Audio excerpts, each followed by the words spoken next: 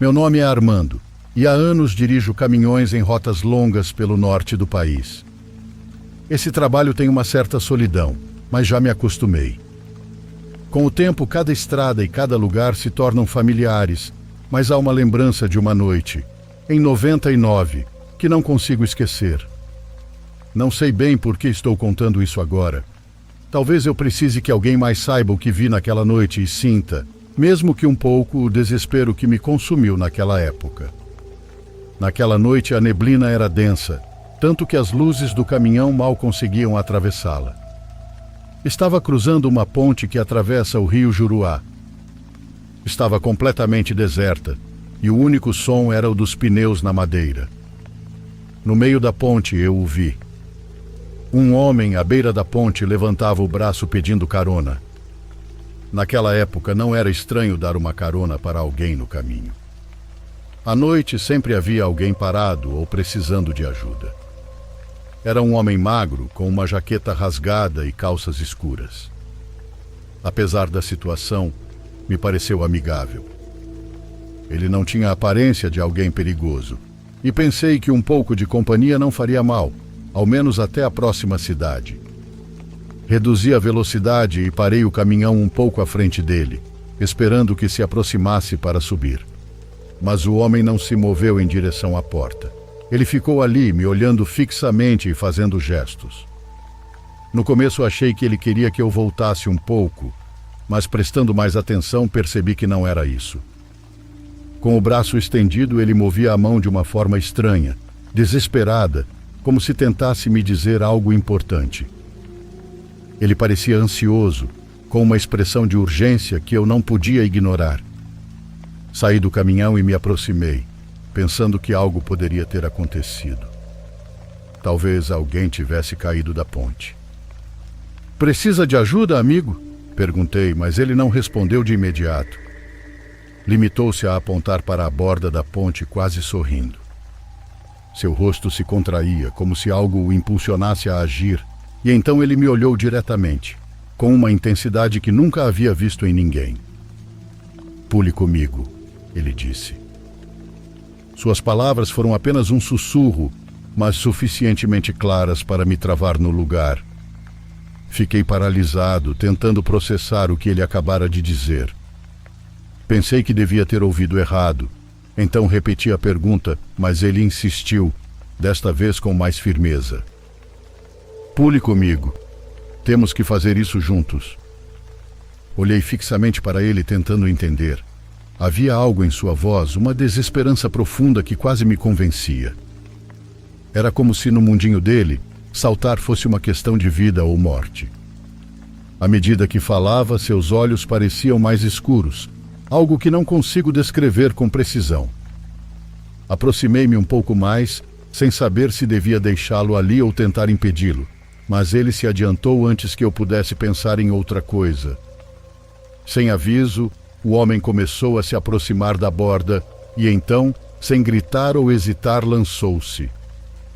Corri até onde ele estava e olhei para baixo, mas não consegui ver nada. Estava tão escuro que mal pude distinguir o fundo e ainda por cima estava coberto pela neblina. Nenhum sinal dele, nenhum som.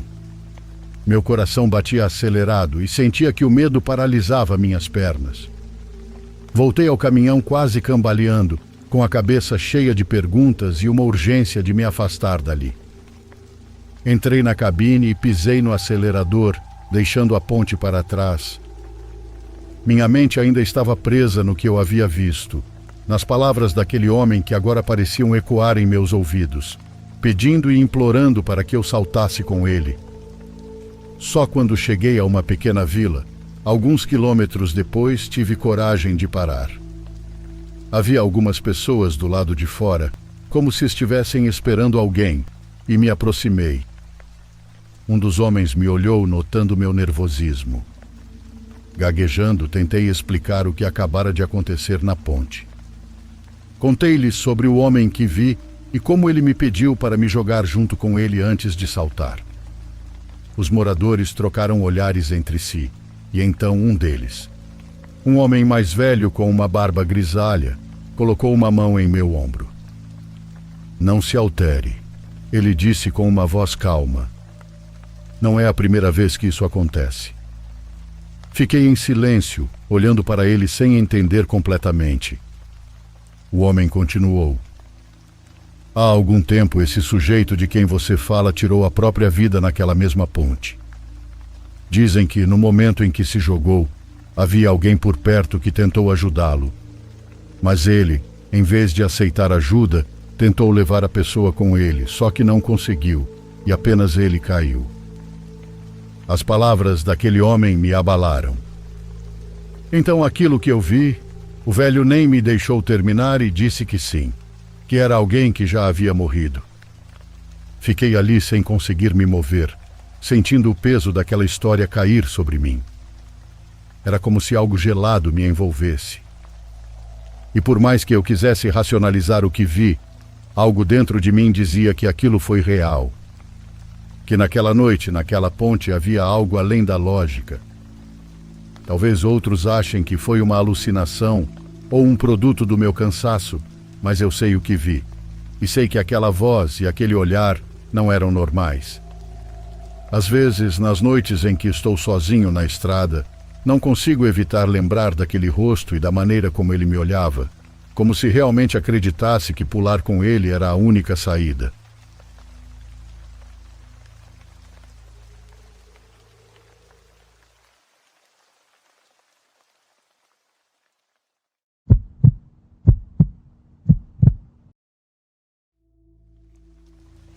Moro em Nevada e faz pouco tempo que ouvi um relato que alguém compartilhou e me fez reviver algo horrível que me ocorreu anos atrás, junto de meu marido. Viver aquilo foi assustador e depois, ouvir que alguém passou por algo semelhante, me encorajou a compartilhar meu relato. Em 2009, meu marido e eu só tínhamos nosso primeiro filho, que na época tinha 7 anos. Era dia de Halloween e fomos para a casa da irmã do meu marido, que tinha 2 filhos mais ou menos da idade do nosso. Eles eram os primos favoritos do nosso filho, então levamos todos para pedir doces a noite toda, e ele estava fantasiado de vampiro. Foi ótimo. As crianças ficaram felizes, e também não era a primeira vez que a irmã do meu marido pedia para deixarmos nosso filho dormir com eles. Como sempre se comportavam bem, e ela e o marido cuidavam muito bem das crianças. Não tivemos problemas em dizer sim. Assim ele ficou para dormir lá naquela noite. Nós chegamos em casa cansados de tanto andar naquele dia. Já tínhamos jantado na casa da irmã do meu marido, então tomamos banho e fomos dormir. Não sei realmente quanto tempo se passou enquanto dormíamos, mas fui acordada pela voz do meu marido, gritando de repente no quarto. Rapidamente comecei a pensar no pior, pois ele ainda estava na cama, mas gritando palavrões, muito bravo, sem se levantar. Eu, deitada e virada para o lado dele, o vi sentado na cama, recostado na cabeceira, olhando para a porta e gritando xingamentos, realmente furioso com alguém. Ele estava mandando alguém ir embora para algum lugar e nisso me levantei rápido, sentando-me na cama. Meu marido tentou me impedir, dizendo para eu não me levantar, para eu me cobrir, mas eu não o ouvi. Vi que na porta do quarto, que sempre deixávamos fechada, estava a silhueta de uma criança. Era a sombra de uma criança, como eu disse, mas não parecia nosso filho. Era mais ou menos da idade dele, só que era apenas a silhueta. Essa sombra estava de cócoras na porta. Apenas a maldita sombra de um menino nos observando da entrada, nessa posição. Por mais que não acreditem, meu marido e eu vimos. Quase tivemos um infarto os dois, pois ele tinha 2 chifres e não eram pequenos, eu juro. Meu marido não parava de gritar palavrões, e eu estava congelada. Ele parou de tentar me cobrir com o lençol e continuava a xingar, mas não se levantava da cama, e o que estava na porta também não se movia, só ficava lá, imóvel. Até que de repente vejo meu marido mexendo o lençol, como se fosse se levantar. Nesse momento vimos que o menino, ou o que quer que fosse, se levantou daquela posição. Ele riu, Nós o ouvimos e saiu correndo direto pelo corredor. Nunca o perdemos de vista até que ele virou na cozinha. Ele não fazia barulho ao pisar. Tudo estava em silêncio, por isso ouvimos perfeitamente a risada ecoando nas paredes até que parou de se ouvir. Sabe o que aconteceu comigo naquela noite? Desmaiei de susto. Foi isso. O fato é que, quando amanheceu, meu marido ainda estava sentado na cama, acordado. Naquele momento conversamos sobre o que tínhamos visto. Ele parecia muito nervoso, mas sei que ficou vigiando a noite toda. Nos levantamos com a luz da manhã e, ao verificar as portas, todas estavam trancadas. Era impossível que alguém tivesse entrado. Nunca soubemos o que vimos naquela noite, mas juro pela minha família que isso é verdade, que meu marido e eu vimos isso na porta do quarto, aquele menino com chifres. Meu marido me disse que ele acordou naquela noite porque começou a sentir muito calor de repente, coisa da qual eu não me dei conta. Mas recapitulando, não senti calor. Graças a Deus nunca mais passamos por algo assim. E claro, nosso filho nunca soube disso. No entanto, achamos curioso que isso tenha acontecido justamente no dia 31 de outubro.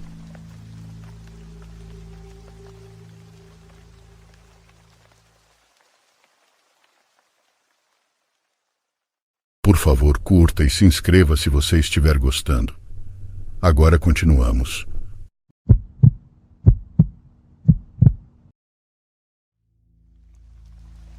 Minha família e eu estávamos a caminho de um antigo acampamento abandonado nas florestas da Geórgia.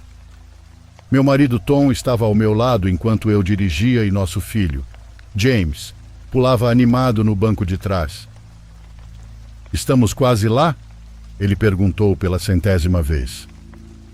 "Quase", respondi tentando soar alegre, embora meu estômago estivesse apertado. Digo isso porque a estrada ficava cada vez mais estreita à medida que avançávamos, ladeada por árvores altas e escuras que pareciam se inclinar sobre nós.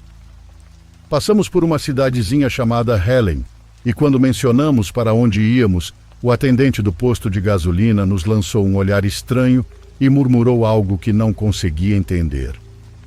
Tom apenas riu e continuamos a viagem. Finalmente chegamos a uma pequena clareira.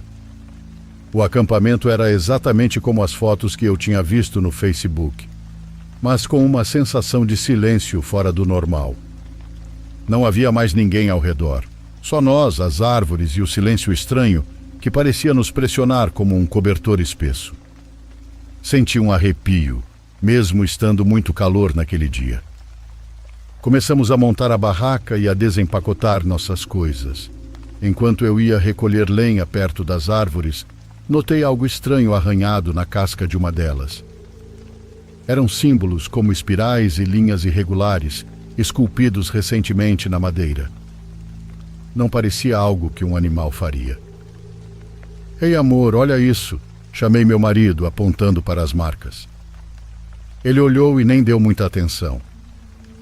"Provavelmente alguma brincadeira ou coisa assim", disse ele, embora não parecesse totalmente convencido. Ele colocou o braço ao redor dos meus ombros, me dando um rápido aperto. Enquanto olhava ao redor do lugar, do nada ouvi James gritar.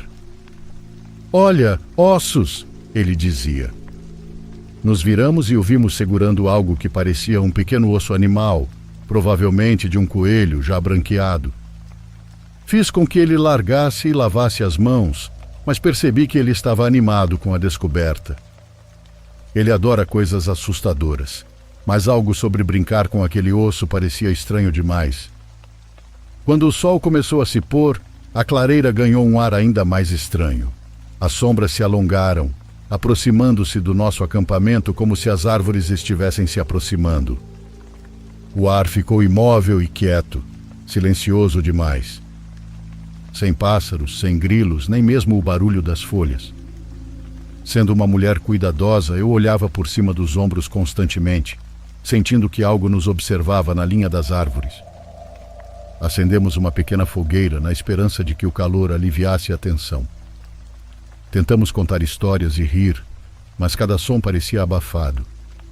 Até James parecia sentir o clima, se encolhendo e perguntando em um sussurro: "Você acha que tem algo morando aqui?" Eu balancei a cabeça, tentando sorrir. "Não, meu amor, estamos sozinhos aqui", disse, embora não achasse isso. Bom, eu não conseguia afastar o arrepio na nuca. A fogueira estava se apagando, e a noite já havia se instalado completamente ao nosso redor. Uma escuridão tão densa que parecia um manto cobrindo toda a floresta. Eu estava sentada ao lado de Tom, olhando para as chamas, tentando ignorar o sentimento de desconforto que torcia meu estômago. James já havia adormecido entre nós. Seu rostinho parecia tranquilo, mesmo que cada parte de mim estivesse em alerta. De repente, um barulho quebrou o silêncio. Um som forte e pesado, como passos ecoando na direção da água. Meu corpo inteiro se tensionou. Olhei para Tom, que já estava olhando na mesma direção. "Você ouviu isso?" sussurrei. "Provavelmente é só um animal", disse. Os passos continuaram, ficando mais altos, cada um fazendo o chão parecer tremer sob nós. Não eram passos leves e rápidos de um cervo ou pequeno animal. Eram lentos, deliberados e pesados demais. Passo a passo, ficavam mais próximos, como se o que fosse soubesse exatamente onde estávamos. Segurei a respiração sem ousar me mexer nem mesmo piscar. "Mãe", James me chamou em voz baixa. Ele estava acordado, sentado com os olhos arregalados. "O que é esse barulho?" "Não é nada, querido, não é nada", eu disse, esperando que ele não percebesse o medo na minha voz. Ele segurou minha mão com força, e seus dedinhos estavam frios. Meu marido estava cogitando ir para outro lugar, mas os passos pararam de repente, porém deixou um silêncio ainda mais pesado para trás. Olhei para Tom, pensando se deveríamos apenas voltar para a barraca e esperar. Mas antes que eu pudesse dizer qualquer coisa, um estalo alto soou acima de nós. Parecia o som de um galho se partindo. Não apenas um galho.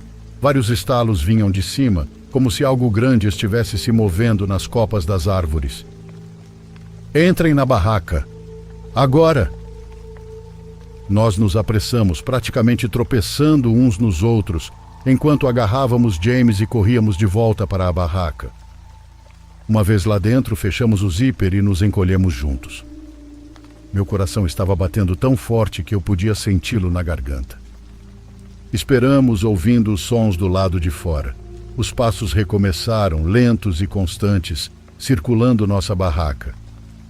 Eu abracei meu filho, que enterrou o rosto no meu ombro, com medo demais para olhar. De vez em quando, havia um som de arranhado na parede da barraca, como algo arrastando as garras sobre o tecido. E então começaram os sussurros, vozes baixas e confusas ao redor da barraca, quase como risadas, mas distorcidas, quebradas. Era como se algo estivesse tentando imitar a fala humana, mas de forma errada. Cada sussurro parecia vir de uma direção diferente, circulando, se aproximando. Eu apertava James com toda a força, quase sem ousar respirar, enquanto Tom permanecia imóvel ao nosso lado com os olhos arregalados. Por horas ouvimos os arranhões, os sussurros e os passos do lado de fora. Era como um pesadelo sem fim. De vez em quando, algo pressionava contra a barraca, empurrando o tecido a poucos centímetros de nossos rostos. Seja lá o que fosse, era grande.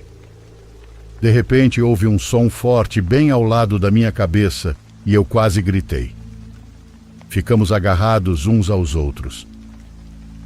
A coisa circulava a barraca, parando e recomeçando, como se estivesse esperando algo. Em um momento, eu juro que ouvi uma risada suave e distorcida. Um som que fez um calafrio correr pela minha espinha. Fechei os olhos com força, rezando para que aquilo terminasse. Então, assim que o primeiro sinal de luz começou a penetrar as paredes da barraca, os ruídos cessaram. Os passos se afastaram, os sussurros se calaram e um pesado silêncio tomou conta do lugar. Esperamos sem ousar nos mover até que a luz lá fora ficou mais clara. Finalmente, meu marido abriu o zíper da barraca e espiou lá fora. Ele olhou ao redor e então disse: "Acho que se foi." Nós três saímos, mortos, parecendo zumbis. Olhei ao redor esperando algum sinal de que tínhamos apenas imaginado tudo aquilo, que tudo tinha sido um sonho. Mas o que vi ainda me deixa nervosa. Ao redor da nossa barraca havia um círculo perfeito de pinhas, colocadas com precisão exata, marcando nosso acampamento. A alguns metros de distância, perto da árvore junto à água, havia profundos arranhões na casca, marcas de garras exalando uma seiva escura. Tom caminhou até lá, pálido. "Isso não estava aqui ontem à noite", ele murmurou, quase inaudível. "Já deveríamos ter ido embora", eu disse, tentando manter a voz firme. Peguei a mão de James e começamos a arrumar tudo, o mais rápido possível. Enquanto deixávamos o acampamento, percebi que a cada poucos passos, mais pinhas estavam dispostas em pequenos grupos ao longo do caminho, como se estivessem marcando a saída ou nos avisando para irmos embora e nunca mais voltar. Durante toda a viagem de volta para casa, eu não conseguia afastar a sensação de que algo ainda nos observava através das árvores, mas isso não seria possível.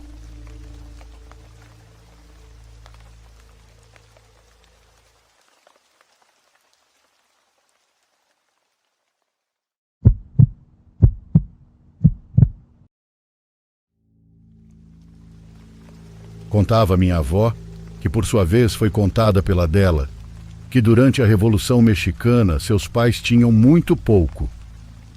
Eles ganhavam a vida vendendo quinquilharias de um povoado para outro. Viajavam com uma carroça puxada por um cavalo, ou talvez por uma mula. Nunca me especificaram isso. O que é certo é que, graças a isso e à sua perseverança, conseguiram um meio de transporte melhor e até compraram um terreno onde construíram sua casa. Somos e sempre moramos em Guadalajara. Outro traço que caracteriza minha família é a profunda fé. Até onde nossa árvore genealógica alcança, todos são católicos devotos, agradecidos imensamente a Deus por tudo. A fé os manteve firmes nos momentos mais difíceis. E graças a isso, hoje colhemos os frutos dos esforços dos antepassados da minha avó para progredir na vida. Essa crença não veio do nada. Há várias histórias na minha família que comprovam que o sagrado se manifesta de diversas formas. Por exemplo, uma dessas histórias aconteceu comigo, então sou o primeiro a testemunhar que existem coisas vinculadas ao divino que às vezes podem salvar nossas vidas. Meu último ano na universidade foi um período de muito descontrole na minha vida. Eu gostava de sair para festas nos finais de semana e voltava muito tarde para casa, quando voltava na verdade. Muitas vezes dormia na casa de amigos, dependendo do lugar onde estávamos. Em uma dessas vezes tive uma briga com outro sujeito em um bar onde estávamos bebendo. Eu estava tão bêbado que comecei a discutir até com meus próprios amigos, e de raiva, os deixei e saí do local para encontrar um táxi. Não me lembro exatamente a hora, mas já quase não passavam carros. Depois de andar um tempo, notei que 2 homens do outro lado da calçada estavam me seguindo. A adrenalina tomou conta de mim, e minha embriaguez até passou. Não sabia se devia correr ou gritar, mas não conseguia fazer nenhum dos dois. Depois de um tempo, esses homens viraram uma esquina e pararam de me seguir. Encostei-me em uma parede até ouvir um carro parar na minha frente. Pensei que eram os mesmos caras voltando para me pegar ou fazer algo pior, mas me senti aliviado ao ver que eram meus amigos, aqueles que eu tinha deixado no bar. Eles voltaram para me levar para casa. Quando entrei no carro, me contaram que tinham visto os homens que estavam me seguindo, longe, mas visíveis. Então perguntaram onde estavam os outros 2 que, segundo eles, haviam se juntado a mim. Fiquei confuso porque eu nunca estive com ninguém. Meus amigos garantiram que pouco antes dos homens que me perseguiam me alcançarem, outras 2 pessoas apareceram e começaram a me acompanhar. Depois disso, os homens foram embora e me deixaram em paz. Na minha família, acredita-se que, graças às orações da minha avó, quando alguém de nós está em perigo, aparecem seres que apenas outras pessoas conseguem ver, especialmente aquelas que querem nos fazer mal. Eles impedem que algo ruim aconteça e nos protegem, como uma espécie de anjos. Tenho outras histórias na família que relatam ajudas inexplicáveis no momento em que mais precisavam. Outra história que quero compartilhar não aconteceu comigo, mas minha avó conta que ouviu de sua mãe, que anteriormente a ouviu de seus próprios pais. Eles eram comerciantes e uma vez passando por Puebla, encontraram mercadores de Oaxaca que carregavam antiguidades, especialmente objetos religiosos. Entre eles, uma pequena imagem de um menino Jesus abençoando. Era parecida com aquelas do dia da Candelária, mas muito mais antiga, talvez com mais de 100 anos. Os pais da minha avó perguntaram de onde veio a figura, pois era raro que um povoado vendesse uma imagem religiosa. Disseram que provavelmente veio de uma igreja que foi saqueada durante a Guerra de Reforma. Meus bisavós, muito devotos, compraram a figura e a colocaram em um altar com outros santos. Tudo ia bem até que, uma noite, ao voltarem de uma viagem, ouviram o choro de uma criança. Pensaram que era algum bebê na rua, mas isso se repetiu nas noites seguintes, até que perceberam que o choro vinha de dentro da casa. Após averiguarem, descobriram que o choro vinha da imagem do menino Jesus no altar. Assustados, levaram a imagem à igreja que frequentavam e contaram ao padre o que estava acontecendo.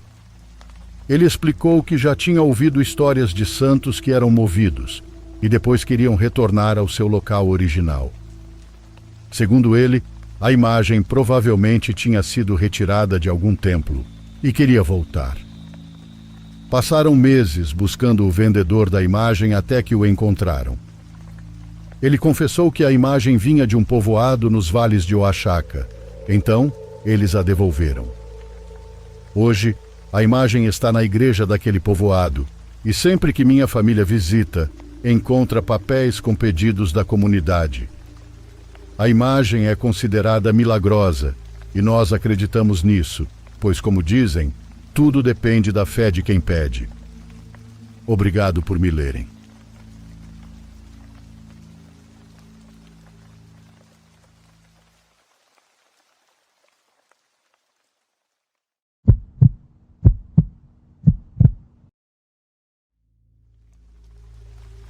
Moro no Brasil há 5 anos, mas sou da Venezuela, nascido no estado de Caracas.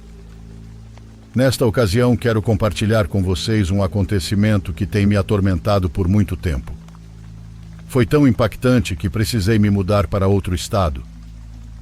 Isso aconteceu há quase 15 anos, quando eu tinha apenas 17. Na época, minha situação econômica, e nem se fala a do país, era ruim. Então tive que sair para procurar trabalho e ajudar meus pais com as despesas de casa e as minhas. Um dia, conversando com um vizinho, ele comentou que um amigo seu era dono de uma pequena empresa privada de segurança e estava precisando urgentemente de pessoal. Naquele tempo, meu país passava por muitas manifestações, saques, etc. Aceitei a sugestão, sem fazer ideia no que estava me metendo. Desesperado para encontrar trabalho, pedi que ele me recomendasse. Naquela mesma noite recebi uma ligação. Sim, alô? Boa noite. Estou falando com o Sr. Luiz? Sou eu, diga. Somos da empresa de segurança, ligamos para oferecer um cargo. Precisamos de pessoal para cobrir o turno da noite em um edifício de um de nossos clientes. Ah, claro. Estou precisando muito. Perfeito. Esperamos você amanhã às 8 da manhã em nosso escritório. Tenha uma boa noite. Na manhã seguinte, acordei animado e fui ao endereço indicado. Cheguei no local exatamente às 7h58 e me dirigi a uma moça que parecia ser a secretária. Menos de 10 minutos depois, fui chamado para a sala. Lá estava o supervisor, junto com outras 2 pessoas que deduzi que seriam meus colegas. Explicaram sobre o salário, horas e benefícios, mas ainda sem revelar o local de trabalho. "Onde será nosso turno?" perguntei. O supervisor nos olhou com uma expressão como se quisesse nos dizer algo, mas hesitava. Parecia sério e preocupado. "Bem, pessoal, o local de trabalho será nas torres do Parque Central." Houve um silêncio na sala e nos olhamos sem saber o que dizer. Vale destacar que no estado de Caracas estão 2 torres chamadas Parque Central. Esse lugar não só tem uma aparência assustadora, mas também é um prédio abandonado. Há uma década circulam rumores e teorias, além de relatos de mortes nas instalações. Pensei muito sobre isso, mas caramba, o salário era muito bom para aquele momento. O horário era das 8 da noite até às 7 da manhã. Ao ouvir sobre o local, os outros recusaram a oferta. Eu, porém, aceitei e comecei naquele mesmo dia. Já por volta das 8 da noite, me encontrava nas torres para trocar o turno com meu colega. "Boa sorte, parceiro", ele disse ao me ver. Para ser sincero, eu estava com um pouco de medo, pois naquela hora o movimento de pessoas era bem reduzido. A noite passou tranquila. Fazia as rondas de reconhecimento a cada 2 horas para me certificar de que tudo estava bem. No entanto, depois da meia-noite o ambiente começou a ficar frio.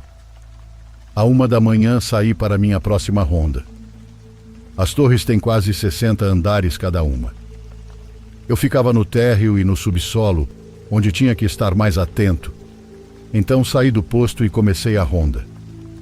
Tudo estava silencioso, escuro e frio.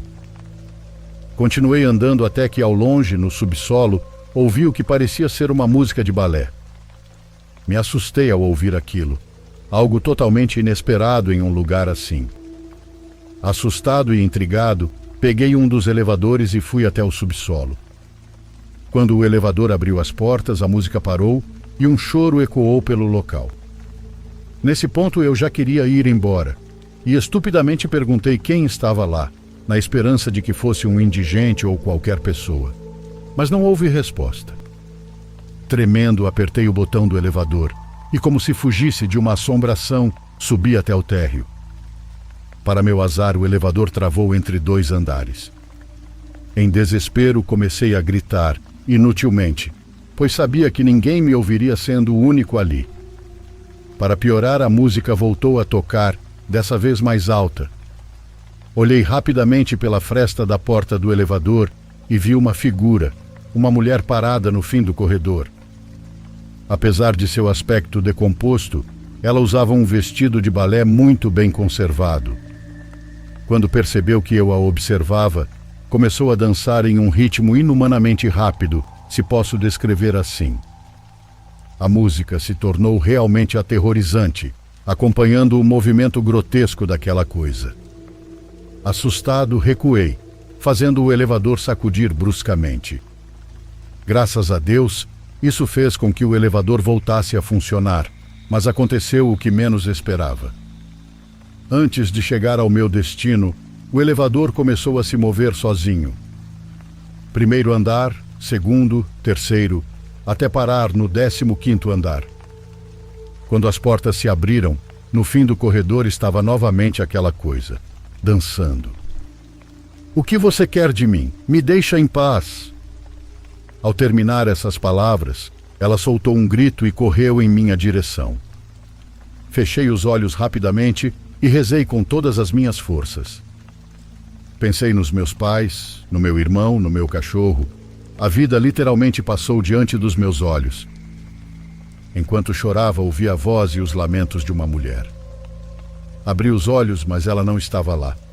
Apenas uma caixa de música girando ao som de uma melodia. Fiquei absorto olhando para ela, até que vi uma mulher sair de um dos quartos, vestida com seu traje de balé. Ela parou e pegou a caixa entre nós dois, dizendo: "Por que você chora? Não quer vir dançar comigo?" Aquele comigo, ela repetiu, soltando uma gargalhada que arrepiou cada centímetro do meu corpo. O que você quer de mim? Eu não fiz nada a você. Por favor, me deixe em paz. Ela continuou rindo, me convidando para dançar com ela. Com as poucas forças que me restavam, desci rapidamente as escadas. Enquanto descia, via sombras em cada corredor e ouvia coisas. Ao chegar no 10º andar, talvez pela tensão e o medo, escorreguei e bati a cabeça com força. Não sei quanto tempo fiquei inconsciente, mas ao abrir os olhos, a primeira coisa que vi foi aquela coisa sobre mim, me observando fixamente, em silêncio. Fiquei sem ar, e naquele instante ela se inclinou para trás, caindo no vazio das escadas. Chorando, me levantei e rapidamente fui ver o que havia acontecido com ela. O medo aumentou quando vi aquela mulher no chão, com todos os ossos quebrados, e ao lado dela a caixa de música intacta, emitindo aquela melodia. Não sei o que aconteceu depois disso, pois perdi a consciência novamente. Quando acordei, eram aproximadamente 7 da manhã. Minha cabeça doía muito e eu me sentia desorientado. Demorei para perceber onde estava e rapidamente desci para pegar minhas coisas e sair sem dizer nada. Naquela tarde, pedi demissão. Naquela noite, meu supervisor me ligou para perguntar o motivo da minha saída e para me explicar algumas coisas sobre o trabalho, mas eu não quis saber de nada. Nunca mais voltei. Ao investigar sobre a história desses prédios, fiquei sem palavras ao descobrir o trágico destino daquela jovem. Sinceramente, não quero voltar lá. Não quero saber mais nada sobre aqueles prédios, muito menos me deparar com a bailarina do Parque Central.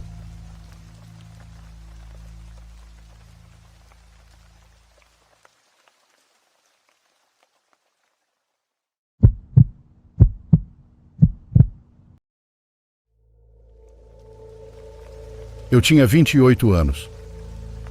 Estava tentando perseguir meu sonho de ser escritor, trabalhando para um jornal popular, mas as coisas não deram certo. Tinha acabado de voltar para casa para ajudar meus pais idosos na fazenda da família. Não era exatamente o que eu tinha planejado para mim depois de sair de casa anos atrás, mas eles estavam envelhecendo e gerenciar o lugar sozinhos estava se tornando um fardo. A fazenda era isolada, cercada por vastos campos de milho que se estendiam por quilômetros em todas as direções. O vizinho mais próximo morava a cerca de 15 minutos a pé. Uma pequena fazenda de uma senhora com 80 anos que vivia lá desde que o marido faleceu alguns anos atrás. A vida por ali era lenta e eu não me importava com isso. Naquele momento da minha vida, lento era exatamente o que eu queria.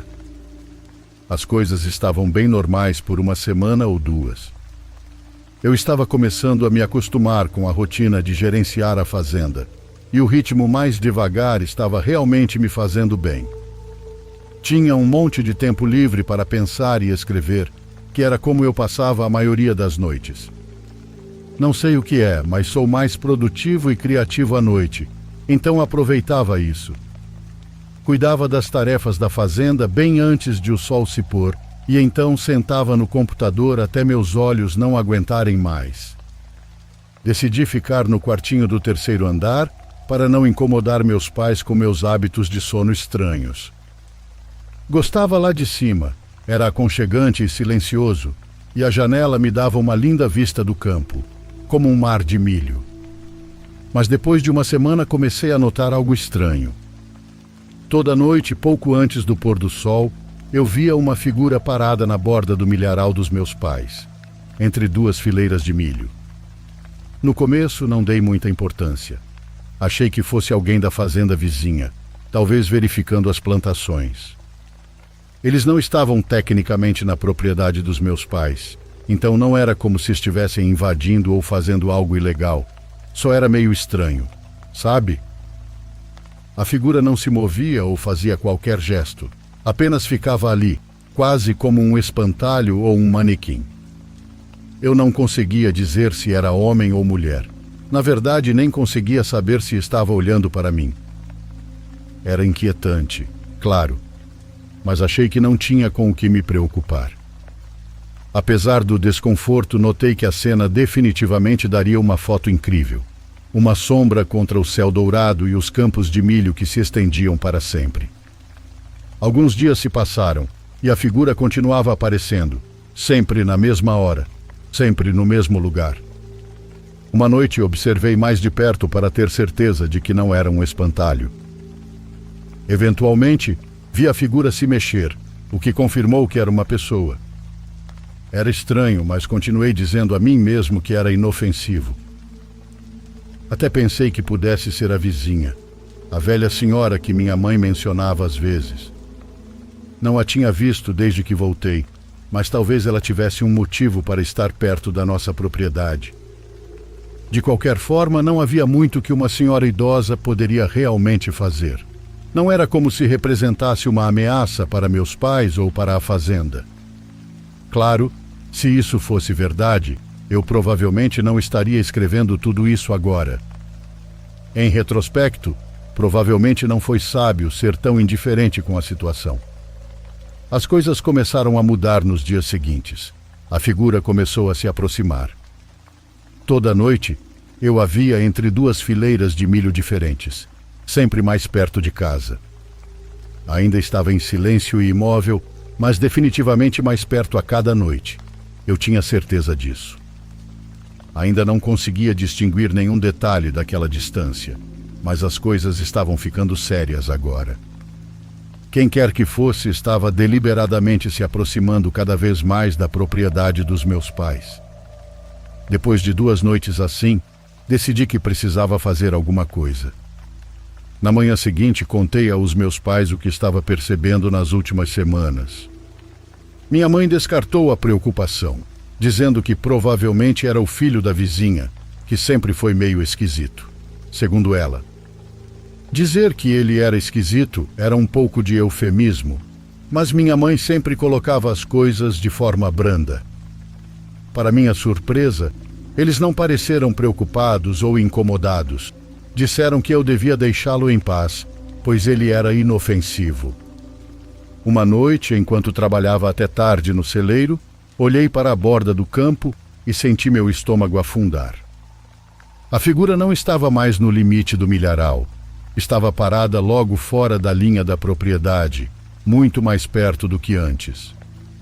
Limpei as mãos nas calças e, sentindo uma mistura de inquietação e frustração, decidi me aproximar.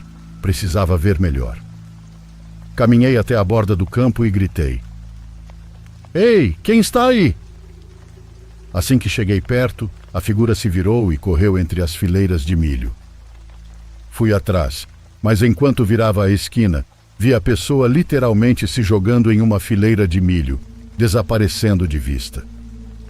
Meu coração estava disparado enquanto eu ficava ali, escaneando o campo, mas não havia como eu encontrá-lo. Não era como se eu fosse procurar cegamente entre os milharais. Fiquei realmente incomodado naquela hora. Mesmo que fosse um garoto problemático, eu não me sentia confortável com ele na propriedade. Na manhã seguinte, fui até a fazenda da vizinha, esperando esclarecer as coisas. A senhora atendeu a porta, então fui direto ao ponto. Ela parecia realmente confusa quando contei o que estava acontecendo. Ela balançou a cabeça lentamente e me disse que não saía depois de escurecer há semanas por causa da saúde. Disse que mal conseguia andar, quanto mais ir até a borda de suas terras. Então perguntei sobre o filho dela. Ela me disse que ele saiu de casa anos atrás e não morava mais com ela. Fiquei paralisado quando ela disse isso. Pude sentir minha pele começar a formigar. Quem quer que eu tenha perseguido no dia anterior não era o filho dela. Era um completo estranho. Saí da fazenda dela com uma sensação crescente de medo. Quem ou o que estava rondando perto do milharal não vinha do lugar dela. Imediatamente contei aos meus pais o que ela disse, e eles ficaram preocupados. Minha mãe sugeriu chamar a polícia, mas meu pai insistiu que seria uma perda de tempo, já que a pessoa não tinha feito nada ilegal. Meu pai me instruiu a ficar acordado e acordá-lo caso aquela pessoa voltasse, e eu concordei. Nos dias seguintes nada aconteceu, como se a figura tivesse sumido, o que foi um alívio. Talvez tivesse notado eu confrontando a vizinha, ou talvez simplesmente decidiu não voltar depois de ser perseguido. De qualquer forma, fiquei aliviado. Mais tarde naquela semana, eu estava no celeiro terminando algumas tarefas quando tudo ficou escuro. E quando digo escuro, eu quero dizer totalmente. A fazenda inteira foi subitamente mergulhada na escuridão e a energia caiu sem aviso. Todas as luzes dentro e fora da casa se apagaram. Eu nunca carregava meu telefone comigo no celeiro, então eu estava às cegas. Meu coração começou a disparar. Eu tinha uma sensação de que sabia o que tinha causado a queda de energia. Tateei no escuro procurando pela lanterna que sabia estar ali por perto. Depois de encontrá-la, corri para fora do celeiro em direção à casa, mas parei no meio do caminho. Queria correr para dentro, mas sabia que isso seria covardia. Estava prestes a contornar a casa para verificar o disjuntor quando ouvi. Houve um leve som de farfalhar vindo do milharal. Aquela pessoa estava na minha propriedade, a poucos metros de mim. Me virei e varri o campo com a lanterna, tentando ser o mais silencioso possível. Por um momento nada aconteceu, apenas o mesmo som de farfalhar. Mas então, pelo canto do olho, vi um movimento. Dei um salto e apontei a luz para a origem. Lá estava ele, a poucos metros do celeiro, um homem muito estranho. Agora eu podia ver isso claramente. Era um homem com algumas mechas de cabelo em uma cabeça praticamente careca. Ele estava vestindo um macacão e me encarava com um olhar sinistro. Olhei para suas mãos. Ele segurava uma velha enxada enferrujada. O medo tomou conta de mim e eu corri. E para meu horror ouvi ele começar a me perseguir. Corri para dentro do milharal esperando despistá-lo ali, pois não sabia se ele podia estar armado com outra coisa. Virei uma esquina e antes que ele pudesse ver, me joguei em uma fileira de milho. Fiquei ali com o coração disparado, tentando abafar minha respiração. Alguns segundos se passaram antes de eu ver aquele homem passar correndo.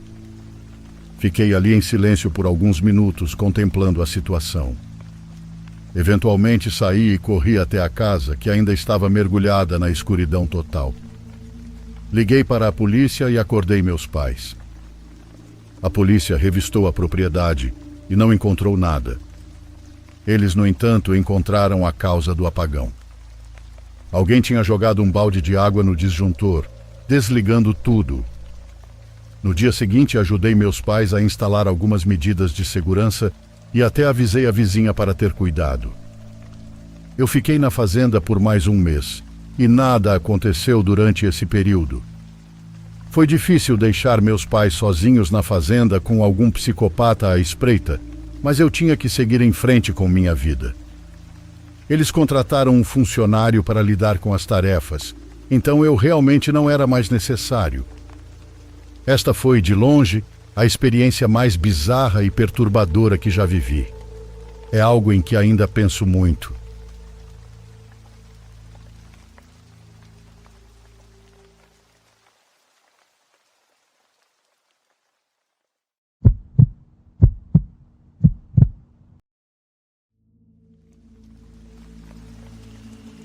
Meu nome é Urian, moro na Colômbia e desde que me lembro, sempre trabalhei na indústria hoteleira e de serviços. É uma vida tranquila e que eu gosto muito, mas isso que vou contar aconteceu antes de eu poder trabalhar em cargos administrativos. Isso quando eu estava apenas começando e, graças a uma amiga da minha mãe, consegui um emprego como vigia noturno. Minha mãe trabalhava limpando os quartos em um hotel muito bonito, de estilo rústico à beira-mar, rústico, mas só na aparência. Era um hotel muito caro, exclusivo, longe de tudo e com um restaurante que, além de tudo, era muito bom. Basicamente era feito para que as pessoas escapassem de tudo e não precisassem sair dali. Os quartos não tinham TV e alguns nem sequer internet, mas todos eles tinham vista e som do mar. Eu já tinha tentado trabalhar lá, mas a equipe era muito pequena e bem preparada. Eles selecionavam pessoas que já tinham trabalhado bem em outros hotéis, quase ninguém sem experiência, ninguém novo. Mas quando o vigia teve um acidente, minha mãe disse à gerente que eu poderia assumir, que eu era grande e daria uma aparência de segurança aos hóspedes, apesar dos meus 20 anos. A gerente, uma francesa de expressão séria e um espanhol melhor que o meu, me entrevistou e algo em mim a agradou porque, apesar de eu não ter o perfil, ela me disse para me apresentar naquela mesma noite. As primeiras 2 semanas foram bastante tranquilas. Eu chegava na van noturna que levava todos os trabalhadores do dia de volta ao centro, então o hotel ficava praticamente vazio. Apenas uma pessoa ficava na recepção e eu. Não havia serviço de quarto após o fechamento do restaurante e como eram apenas 10 quartos, um par de pessoas era mais que suficiente. A noite que quero contar aconteceu após essas primeiras 2 semanas. Era baixa temporada e havia chovido muito o dia todo. Desde que cheguei, o rapaz da administração me disse que seria uma noite muito tranquila. Havia apenas 2 quartos ocupados, ambos pela mesma família, da mesma reserva. Uma senhora idosa estava em um, e suas filhas, 2 mulheres na faixa dos 50 anos, no outro. Não pareciam estar lá para se divertir ou passar férias. Parecia que estavam fugindo de algo, do terror do dia a dia, certamente. Depois de anos nisso, a gente aprende a reconhecer o tipo de hóspede. Segundo o encarregado, não deveríamos ter nenhum contratempo naquela noite. Como disse, o hotel estava longe de tudo e eu saí para fumar na rua por um momento. Era o único lugar permitido. Nem mesmo na praia eu podia. A rua era de terra e estava completamente deserta. A única iluminação eram algumas luzes na fachada do hotel, luzes de decoração. Era necessário caminhar 1 quilômetro inteiro subindo curvas para encontrar o primeiro vizinho. De repente, o encarregado me chamou pelo rádio e disse para eu ir rápido para a saída da praia. A senhora, a idosa, havia saído caminhando para lá. A praia em frente ao hotel é particularmente perigosa. Há muitas valas e o mar é bravo em todas as estações. Se você entra, mesmo abaixo do joelho, a correnteza pode te derrubar e, uma vez caindo, talvez não consiga sair. De fato, uma parte importante do meu trabalho era sempre avisar as pessoas sobre como era o mar naquele lugar. E naquele momento o risco era ainda maior, pois com uma pessoa tão idosa, tínhamos que duvidar até mesmo de seu estado mental. Então corri até lá. O encarregado da recepção também foi avisar as filhas da senhora para ficarem cientes da situação. Depois de vários minutos procurando e imaginando o pior, finalmente encontramos a senhora a uns 100 metros do hotel, caminhando pela praia. A levamos de volta e fechamos as 2 saídas que davam para a praia, que nunca antes tinham sido fechadas. O hotel estava tão longe de tudo que realmente não era necessário fechar. Enquanto a acompanhávamos, o encarregado e eu ouvimos uma conversa entre as hóspedes, uma conversa que não conseguimos entender completamente. A senhora, a idosa, dizia que ele estava falando e que queria ver o que ele queria de uma vez por todas. As filhas diziam que não era possível que ele as tivesse seguido até lá, que simplesmente não era possível, que devia estar apenas na cabeça dela. O encarregado me perguntou, sussurrando, se eu tinha visto alguém na praia ou se achava que a senhora estava imaginando tudo. Eu disse que não havia ninguém, e então ele foi olhar pela porta, querendo se certificar. Depois ouvi. Todos ouvimos. Meu colega de trabalho gritar para alguém lá fora. Perguntou o que queria e depois disse que não se aproximasse mais do hotel, que não desse mais um passo, que já tínhamos chamado a polícia e eles estavam a caminho, o que, claro, não era verdade. Quando ouviram ele falando, as 2 filhas se levantaram rapidamente e correram até meu colega para também olharem para a praia pela porta. O grito que as 2 deram, o grito que elas deram, ainda me parte o coração, um grito cheio de medo, de dor. Elas gritavam para ele ir embora, que não levaria a mãe delas. Eu não consegui me levantar porque estava segurando a senhora. Era o único que a estava cuidando dela, daquela pobre idosa que não parava de rezar em voz baixa, ou pelo menos eu acho que estava rezando porque não conseguia ouvir bem. Os outros estavam olhando para fora, vendo um homem parado na praia, a alguns metros da entrada. Depois, simplesmente, aquela figura foi em direção ao mar, aparentemente descendo para uma das valas. O encarregado me disse para sair, para ir até lá, procurar por ele, que poderia estar em perigo devido à correnteza. Que o viu descer para uma vala perto do mar, que o encontrasse e o vigiasse até que se afastasse de lá. Mas as filhas da senhora me impediram naquele momento. Não, como assim vai sair? Não saia, por favor.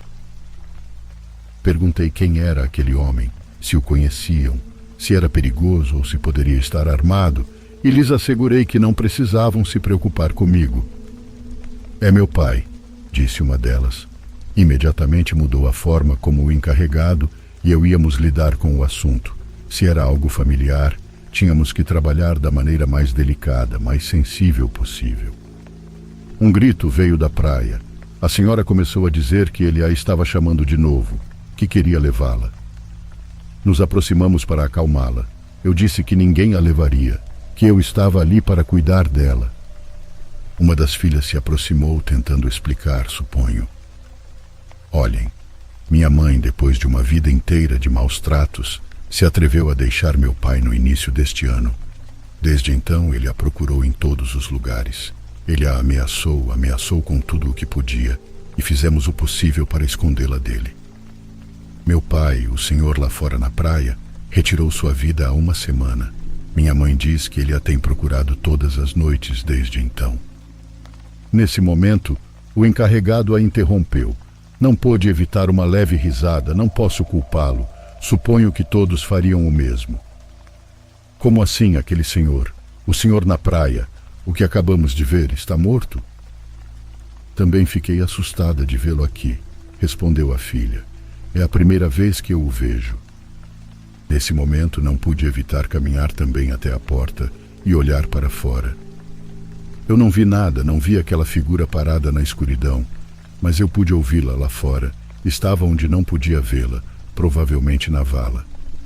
Fechamos bem a porta e dissemos que não se preocupassem, que fossem dormir, mas a verdade é que não tínhamos ideia do que estava lá fora.